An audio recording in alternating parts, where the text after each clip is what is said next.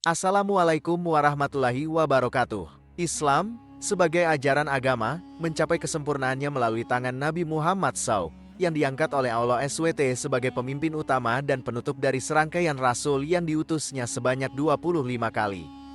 Di bawah bimbingan dan kepemimpinan Rasulullah SAW, agama Islam mengalami kemajuan pesat dan menyebar ke berbagai negara, terutama di semenanjung Arab.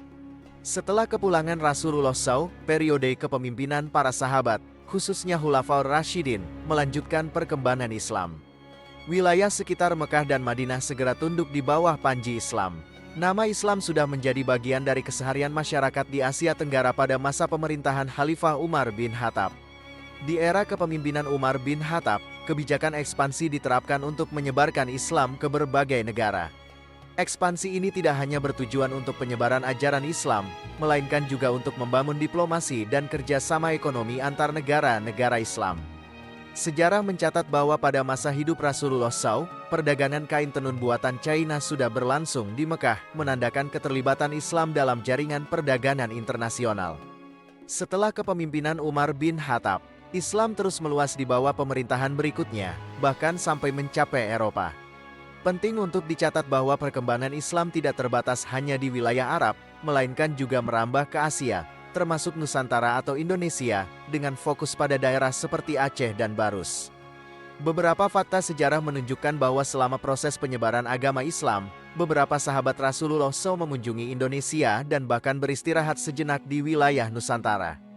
Hubungan yang baik antara Indonesia, Mekah, dan Madinah sudah terjalin sejak masa kenabian. Pada masa Nabi Muhammad SAW, Islam juga telah disebarkan ke berbagai negara, dan sebelum hijrah ke Madinah, beberapa sahabat Nabi telah melakukan hijrah ke Habasyah, Ethiopia.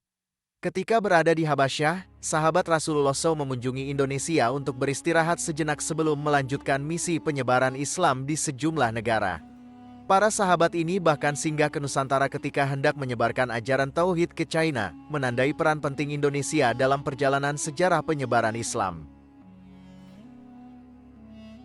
Mereka menjadikan Indonesia sebagai titik peristirahatan yang penting dalam perjalanan dakwah mereka. Menurut catatan Habib Bahrudin Asmatkan, rombongan sahabat Nabi Muhammad SAW pernah singgah di Barus, dan di antara mereka terdapat Abdurrahman bin Mu'az bin Jabal bersama putra-putranya, Mamun dan Ismail. Saat berada di Indonesia, mereka giat berdakwah, memberikan sentuhan ajaran Islam kepada masyarakat setempat.